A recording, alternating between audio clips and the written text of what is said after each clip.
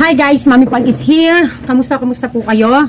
Ingat po sa mga nasalanta ng bagyo, nasalanta ng ulan, baha at landslide, no? Dito po sa Bulacan, marami na po ang lugar na ang daming na stranded dahil po baha. So kaya naman ang mga deliveries, mga delays, mga kinancel nila ang kanilang delivery day kasi hindi makaraan, no?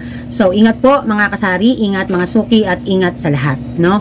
So in today's video, pag-usapan natin yung trending na Sir, aware ba kayo dyan? Kayo ba ay nasa FB? Maulan ngayon at kung may kuryente dyan at internet sa inyo, malamang sa malamang ay dumaan na sa mga feed nyo ang natitrending ngayon ng in-approach ang isang customer na sir na wherein siya ay isang member ng LGBTQ community, na which is siya ay gay. So, transgender, transwoman kung tawagin nila kapag ka nagpapakababae, no? Okay. So, trending yan ngayon dahil ang isang waiter ay tinawag siya na sir. In-approach siya as sir. Wherein, ito palang si customer ay hindi niya prefer na siya ay tawagin or i-approach ng ganon. So, kaya naman, ang ayon sa trending na chismis or chismis man yan or totoo, ay 2 hours na nakatayo sa harap ng customer ang waiter na nagsabing si Tomer ay sir. At binriefing niya tungkol sa LGBTQ community. May A++ pa na parang ano lang, parang vitamins. Okay, so shout out sa mga LGBTQ community. Alam niyo po, isa sa mga customers namin na nag-aakyat ng magandang sales ay yung mga yan. So kaya, hindi lang dahil sa sila ay mga customers ko, but I already gained my, they already gained my respect to them, no? So, lalo na si Daddy. Ang best friend kasi ni Daddy, tomboy naman, no? So, sa Canada, hindi issue sa kanila yan. Actually, sa kanila nga, pag nag-apply ka ng visa, tapos kahit ikaw ay tomboy o bakla at ang fiancé mo ay ipipetition mo, pinapayagan ng bansang Canada, no? So, hindi lamang yung normal na babae at lalaki na nagpepetisyon sa isa't isa, 'di ba? So, ina-acknowledge din nila ang LGBTQ sa mga ganyan na Okay, so wag tayong malayo. Okay. So dito sa amin, minsan kung mapapansin nyo sa aking mga vlogs at posts, nakikita nyo na part ng aking mga customer or ilan sa mga customers ko ay mga LGBTQ members, no? So, ano ba ang aking style dito ever since na napunta ako dito sa lugar na to at naghahanap buhay? Paano ko ba i-approach ang mga customers ko? Paano ko sila tawagin? No? Paano ko nag-gain ang kanilang respeto at ang kanilang pagtangkilik sa akin? So, unang-una, wala akong pinipiling customer. Bawal dito ang namimili ng customer unless ang customer ma-attitude, wala sa hulog. So, totoo yon, customer is always right. At lagi kong sinasabi sa mga tindera ko, tandaan nyo, hindi ko kayo kakampihan hanggat hindi natin nalalaman kung sino ang tama o mali. No? So, customer pa rin, kaya kailangan dito mahabang pasensya, marunong yumuko sa customer para pagsilbihan. Now, but syempre may limitation, no? Hindi lahat uubra yung kala mo kung sino ka rito, no? So, syempre kailangan ibabalanse din natin. So, dito, nung nagsimula ako rito, ang kauna-unahan kong approach sa lahat ng tao, mapa senior citizen, bata, matanda, lalaki, babae, tomboy, bakla, anuman pa, ay bebe. Yan po, bebe at saka ma'am at saka sir. So, yung ma'am and sir, nadala ko yan sa aking trainings, sa aking mga previous formal jobs. Kasi, doon, sa mga dati kong mga naging trabaho, even co-workers, we need to approach ma'am and sir. So, para magkaroon ng respeto sa isa't isa, at magkaroon ng magandang samahan sa loob ng kumpanya. So, ganon. Now, dito, ganon si Mami Park. So, papaano kapag dadating dun sa ma-encounter ko yung mga tomboy, bakla? Actually, nung mga una-una, hindi naman ako hirap. Kasi, dahil nga sa ang tawag ko ay baby, bebe, mom, and sir. So, if I think na medyo mag-aalanganin ako, kasi syempre makikita ko yung aura, diba? So, to make it safe na lang, tatawagin ko ng bebe.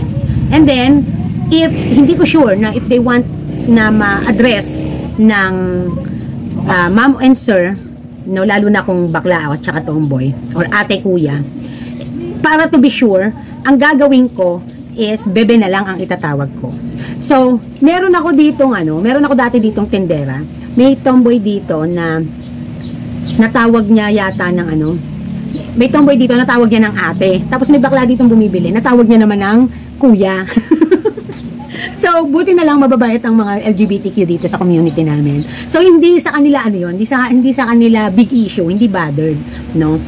So, dito, sa pagka ganito ang ating klase ng hanap buhay, tayong mga amo, mas maganda na sa very first day pa lang ng ating mga tindera, isa yan sa sinasama natin na orientation. Yung i-orient natin sila how to address customers. Kasi nga, ngayon ay hindi babae at lalaki lang. Merong tomboy, merong bi, no? So, syempre, minsan magbabase na rin tayo the way they look, or the way they dress, or the way they, the way na kung paano sila magsalita.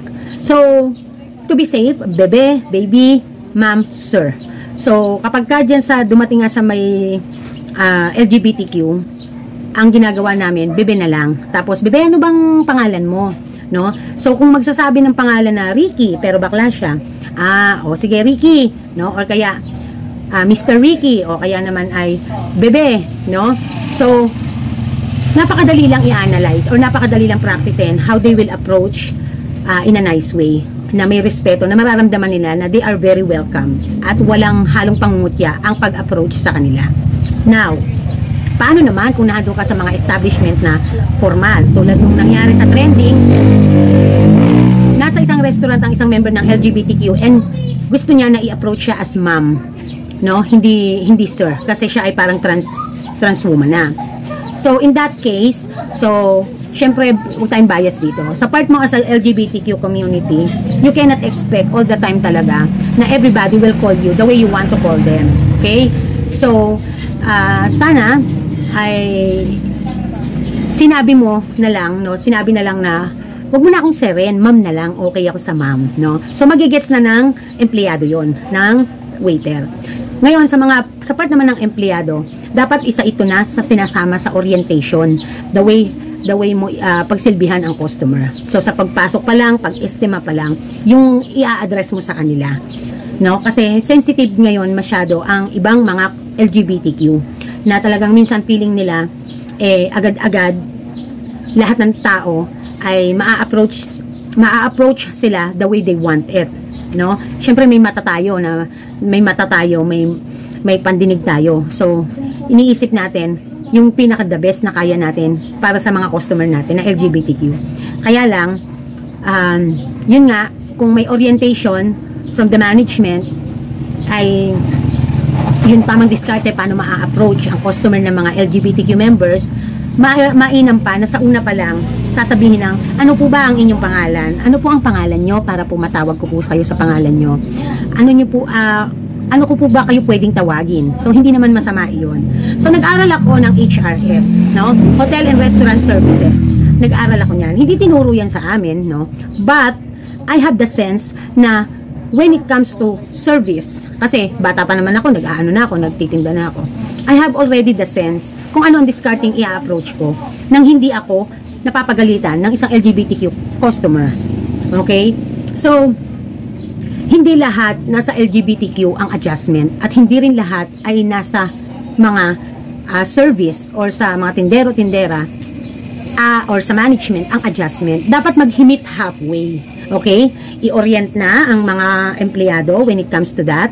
And also, pagdating naman sa inyong mga LGBTQ members, if you want na i-approach kayo the way you want na i-approach kayo, kung magkamali sa first attempt, i-correct nyo na lang, no? Pwede naman yun eh. Hindi naman kailangan pa na literal na patayuin ng 2 oras para lang lecturean tungkol dyan sa LGBTQ, no? Kasi hindi lahat ng tao ay, syempre, iba ang upbringing ng mga yan. Hindi lahat ng tao na makakasalamuhan natin ay ang upbringing nila na expose sila sa mga LGBTQ members or community. So, kaya for them, ma'am and sir is still the best way to approach in respectful way ang isang customer.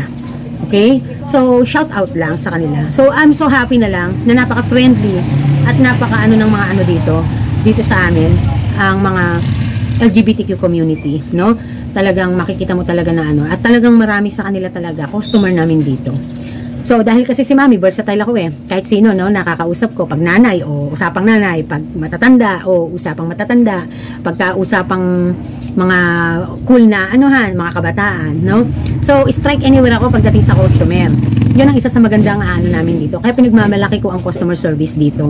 Hindi perfect. May mga ilan lang talaga na masyadong, masyadong choosy at masyadong mahanash. But to handle that, inorient ko din ang mga tindera ko na kapag ganito si customer, kung papatulan. No, kapag hindi na kaya, ako pag nakikinig ako at hindi na nila kayang i-handle, ano yun, tatayo ako. Aalamin ko what's going on. Kasi iniiwasan na natin dito yung magkaroon pa ng komprontahan, no? Kasi ang ano natin dito ay magkaroon tayo ng mabilis, maayos at magandang transaksyon, no? Mag-end yung transaction ng mabilis, maayos at magkaroon ng magandang impression ng customer. So, dito hindi customer is always right. Siyempre, lagi ko pa rin andun pa rin tayo sa pinoprotektahan natin ng mga natin, ang mga tindera. However, hindi ko rin naman hawak ang utak nila o kung paano sila mag-approach sa customer basta-basta, lalo't kung bago. So, kaya kailangan, nasa ating mga owner, nasa ating management, yung orientation. I-orient natin ang ating mga empleyado. No? So, lagi kong sinasabi sa kanila na hanggat maaari, customer kasi ang bumubuhay sa atin. So, hanggat kaya nating magpasensya, kaya nating mag-adjust tayo. Kasi, alam ko naman kung kailan natin sisitahin ang customer nang hindi na siya tama, nang wala na siya sa tama. No? So, yun lang. Yun lang yung masasabi ko dyan. So, sa previous mga works ko, nasanay ako na ganyan, ma'am and sir. Kaya kahit dito, nadala ko yan. No, one time nga tsaka yung bebe, no? Diba dahil ang customer dito neighborhoods, no? So, dito, nasanay ako ng bebe. Baby pa nga nung una As in literal baby talaga. Ano yung baby? Malambing pa. Still naalala ko yung nangyari na merong isang pugi-pugi na tatay, magiging tatay na bumili sila ng manok dyan sa tabi ko. Itong last unit namin, manok yan dati, diba? So, yung pala, bumibili lang yung misis, buntes, kasunod. Ang tawag ko baby. Ang pogi ng bata, ang pogi ng magiging tatay. Bata pa mga 20 plus lang. Ang tawag sa akin, tita.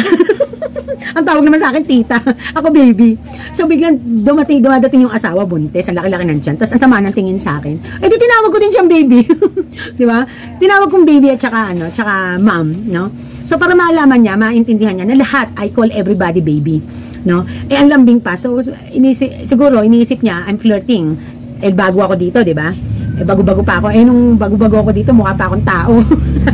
Talagang, minsan nakukuha mo talaga yung atensyon ng marami kasi bago ka, ikaw yung isa sa batang tindera na may-ari ng groceryhan. So, matunog ka sa buong subdivision, sa buong community. So, yun, no? Until such time na pati mga na used to it na nila na ganun talaga si Mami Park tumawag. Ganun talaga si Mami Park mag-approach. Until such time na maging bebe. And na-adapt, hanggang sa magkaroon ako ng mga tindera, na-adapt na din nila yan. Sila din ganun na rin ang tawag. Kasi sabi ko, to be safe. No? To be safe na tawag. So, yun. So, ikaw, Jai. Si Jai dati, ulitin ko lang yung kanina, nag-shoot na kasi kami. Si Jai dati, customer ko to. So, ang tawag ko sa kanila, bebe. No? Customer ko si Jai itong panggabi natin. Customer ko yan bago ko yan naging tindera. So, siya ngayon, tawag na din niya sa mga customer, bebe. So, minsan nahirapan lang kami na meron kaming mga LGBTQ members na customer na up till now, hindi namin alam ang pangalan. So, kaya, nung minsan may bumili dito na mag-asawa, isang straight at saka isang tomboy, hihiram ng bote. Pahiramin naman namin kasi hindi namin alam ang pangalan. Paano namin ipapangalan? Kaya sabi ko, ano ba sabi ko nun? Ano ba ipapangalan ko dito? Ano ba pangalan mo? Kasi, tapos sumagot yung asawang babae. Inasar yung kanyang darling. Sabi niya, Malu. Ano, Malu pangalan mo? Naglolokohan sila mag-asawa. Hindi. Ano yun? Malupet. Maluwang. So, kaya mula nun, yung tomboy namin customer, Malu ang namin. Malu ang aming tawag. Ayan. So, okay lang sila. Natatawa pa nga sila no? So, ganun. So, hindi all the time ay makakabiruan mo ang mga customer at is na sila sa'yo.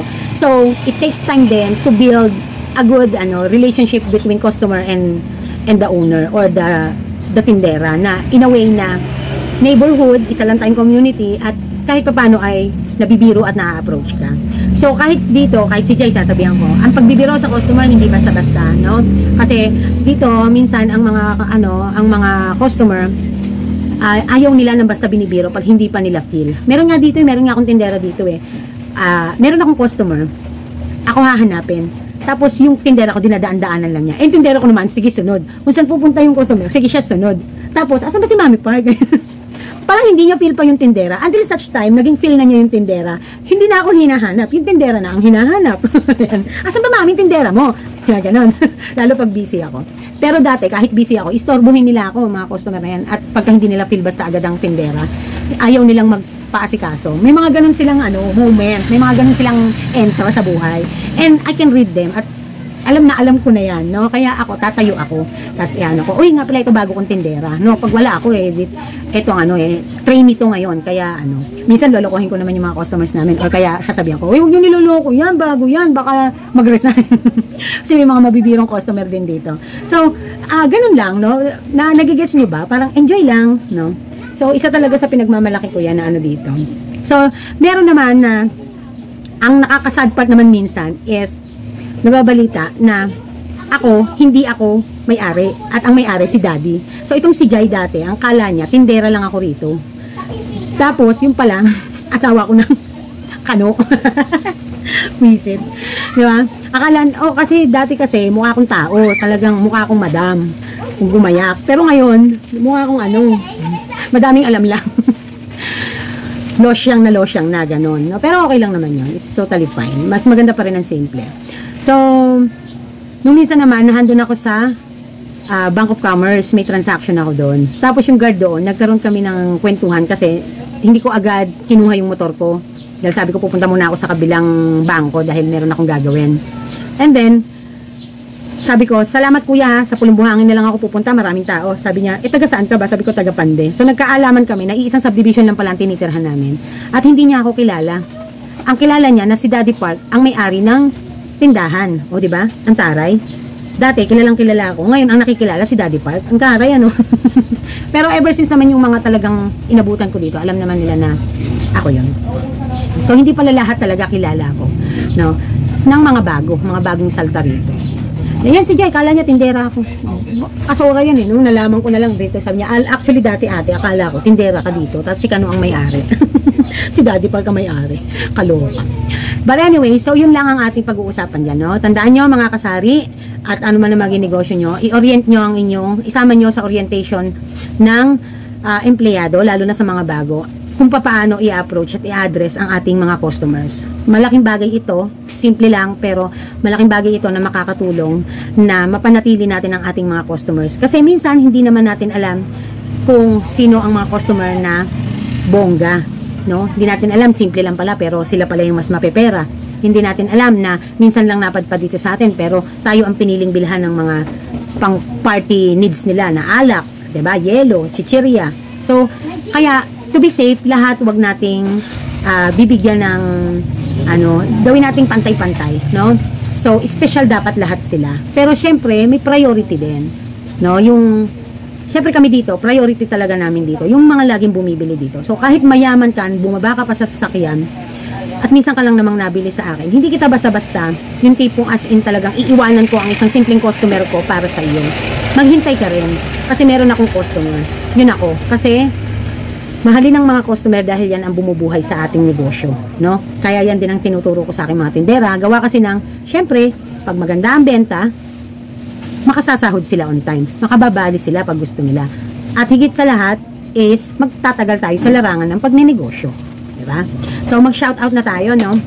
Okay, mag-shoutout tayo sa dito. Unahin na natin yung live ko kahapon, no?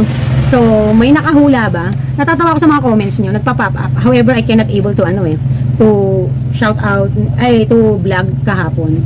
So ngayon ako mag-shoutout sa live natin kahapon. Sabi ito, Risita Baron, good morning Mami Park. Freya Torpeña, sabi niya, knows ko na Mami Park kung sino ang kamukha. Sino daw kamukha ng tindera ko, no? Yung bago. Sabi naman ni Genaro Ocampo Jr., kamukha ni Ibon yung tindera.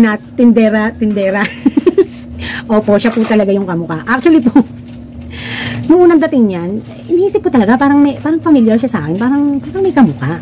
Pero hindi ko ma-realize. Until kahapon na nag-vlog ako, nung pinagmamasdan ko siya, ay, na-realize ko may kamukha nga, no? Yung isang vlogger, no? Kaya pala mainit-init din minsan ang ulo ko dito. Charot lang. Yung pala, may pinaghuhugutan pala yung init ng ulo ko. Tinan mo pag gumiti. Pakita na nga kita. Dito, dali. Dito ka. Lagi ko ito napapagalitan eh.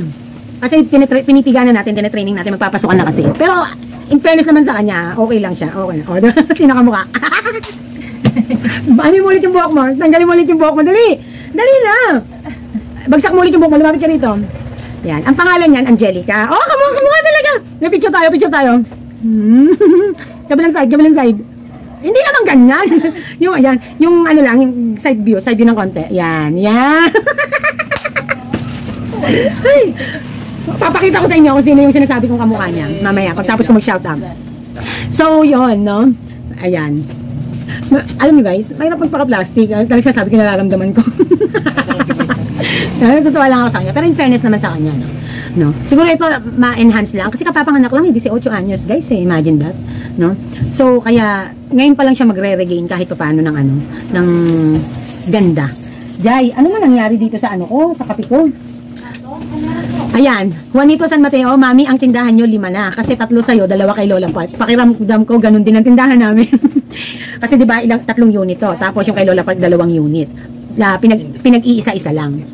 Anyways, maraming salamat, Sir Mateo, Sir Juanito. Mapapansin nyo guys, pag nagsha-shoutout din ako, Sir Ma'am din ako rito. Kahit saan na ko, Sir Ma'am ako lagi. Pagka yung nagbabasa ng mga comments kahit sa live, naka-ma'am sir din ako. So natutunan ko na kasi yun parang naging na sa akin yun. Kumbaga ba sa naging muscle memory na sa akin yun, no? Okay. Sabi naman ni Sir Juanito, kamukha daw ni T. Agbayani nung bata pa. Yung kapatid siguro ni Bayani Agbayani. So Roro Chen, hello Mami Park, stay safe, happy selling. Thank you. So dito naman tayo sa ating last vlog na yung talagang vlog natin sa magkano ang kuryente ng 3 chest freezer ng Mami Park? Okay, so sabi ni Winnie07, hi Mami Park, watching here. Sabi naman ni Ellen Pilar, God bless, love you po, love you too. Sabi naman ni Judith Ramos, hello Mami Park, ang laki pala ng business expenses mo every month. Pero kaya naman kasi lakas ng benta mo every day. Naku po, hindi naman palagi. No? Ako naman po, sarili ko building talaga naman pong pinundar namin. Kasi nga po, alam mo naman buhay OFW, mapera lang hanggang nasa abroad. Pero pag nag-for good na, wala na po. Kaya dapat po, gang malakas pa at gang nasa abroad pa, mag-ipon ng mag-ipon. Ipon at ipon pa kasi po, hirap ng buhay ngayon dito sa Pinas. Ang ginawa ko po pala kung sarili mong pwesto. Hinati ko po itong pwesto, yung kalahati po, pinaupahan ko para may extra income din po ako. Siguro kung walang extra income, baka po kulang pa sa maintenance ko. Kita ng store. Happy selling po sa ating lahat. Ayun. Diskarte talaga, no? Kung walang ganyan na naipundar or hindi pinaghandaan, di ba? So, ang tawag po dyan, yan ang fallback nyo. Na in case na hindi na kayo mag-abroad, ano ang fallback nyo na para makasustain sa inyo pa rin na kahit hindi na kayo nag-abroad? No? So, very good kayo dyan, Ma'am Judith. Teresita Baron and Elena De Leon. Sabi niya, nakita na daw niya yung number. Flor de Lisa, abogado. Katumal nga, mami, damang-dama ko din. Imagine, dating nakaka-18K to 19, ngayon, grabe, 13K. Wala na atang pera ang tao. Actually, kasi ang tao, they spending it sa dadating na pasukan. So, kaya, ang tao po ngayon ay ilag gumastos. Pero, kapag naman yan ay nag-normalize na ulit na nag-start na ang schooling, so, more or less, mas magiging mabili. Kasi nga, ay, syempre, yung mga mamshi, kapag medyo konti ang kita, nakabali lang, ganyan, or ano man pa, instead na they will spend it ng todo sa palengke or sa supermarket, ang gagawin yan, iba-budget niyan, aasa sa ano yan, sa sari-sari store. So that's when the time naman na tayo mga sari-sari store, yun yung tinatake nating opportunity, no? Yung chance. Okay, Lornzy OFW, and sabi ni user-by1IW4YQ1P. Sabi niya, hi Mami Park, sabi po ng anak ko, maganda ka daw po. Parang hindi naman, pero thank you.